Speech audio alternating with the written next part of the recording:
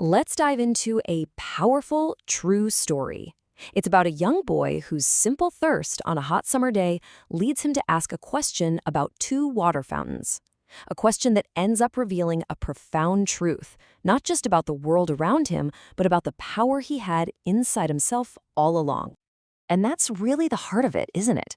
On a sweltering day in the American South, one little moment of thirst sparks this huge obsession, a really daring plan, and ultimately a discovery that will change a young boy's life forever.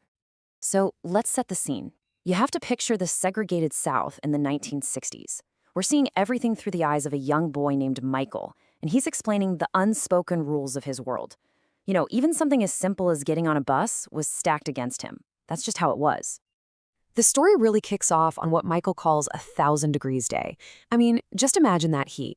He and his grandma walk all the way into town, and by the time they get there, all he can think about is getting a drink of water. This simple, very real thirst is what sets the whole story in motion. And this is where that division becomes crystal clear. At the colored fountain, the water is just awful. In his words, it's nasty, muddy, gritty yuck.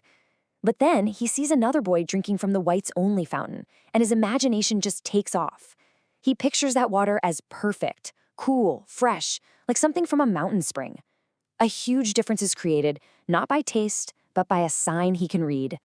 So naturally, he takes a step toward that other fountain. But bam! His grandmother's sharp warning stops him dead in his tracks. You can feel those rigid, invisible lines he's being told never, ever to cross. But it was too late. An idea had been planted, and it was already starting to grow. And this is where, a simple bit of curiosity just spirals into this all-consuming obsession. Michael absolutely cannot shake the question, what does that white water actually taste like? It starts to follow him everywhere. I mean, it follows him right into the classroom. He's daydreaming so hard about that forbidden fountain that his teacher has to literally snap him back to reality, and of course, all his classmates laugh. The question isn't just a thought anymore, it's pulling him out of his own life. And it doesn't stop when he gets home. Oh, no. Even in the bathtub, he's pretending he's in this giant fountain, trying to catch a drop of water. It just shows how inescapable this whole thing has become for him. That water, as he puts it, was starting to get me in trouble. So he finally hits a breaking point. He decides he has to know the truth for himself. And he comes up with this whole plan. First, he'll pretend he's sick. Then he'll wait for his grandma to go to work. And then he's going to get on that bus and go to town all by himself. This isn't just curiosity now. It's a full-blown mission. And you can just feel how tense this whole trip is. He's got to lie to the bus driver who's just staring at him with total suspicion. He's a little kid on his dangerous solo trip, breaking all the rules just to answer one simple question. And so he makes it. He finally gets to town. He is absolutely terrified.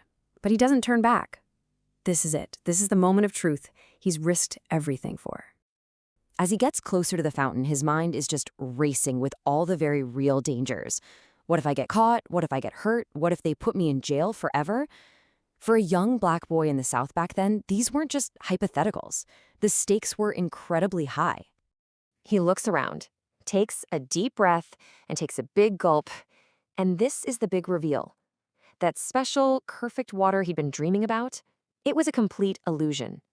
It tasted exactly the same, just as nasty, just as muddy, just as gritty as the water from his own fountain. But he barely has a second to process this before he's caught. The mother of that boy from the bus stop shows up, and she yells at him so loud that it startles him, and he just falls right to the ground. Now, you might think the story ends there, right? He found out the water's the same, mystery solved. But you'd be wrong. The real turning point, the actual revelation, is just about to happen. So he's lying there on the ground, probably scared and confused, but from this new angle, his eyes catch something he had never, ever noticed before when he was standing up. A little detail hidden right there in plain sight. And there it was. It wasn't just that the water tasted the same, it was the same. He could see it with his own two eyes.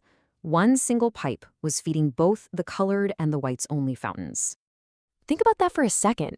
The entire system of separation at these fountains was a complete and total lie. The signs themselves created this powerful illusion of a difference, of better and worse, where none actually existed. It was all a performance. And that discovery just sets off a revolution in Michael's mind. If the signs, these things that told him where he could and couldn't go, were a lie, then what else was a lie?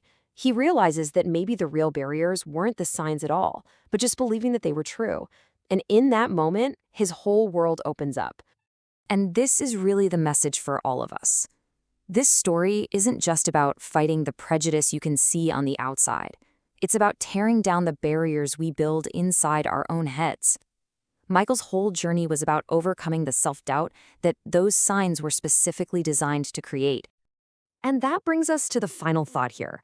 Michael's story is this incredible reminder to question the signs we see every single day. The labels, the assumptions, the limits we put on ourselves and on other people. So I'll just leave you with this to think about. What divisions in our world today are really just built on a single pipe? What tastes exactly the same but is treated as if it's completely different?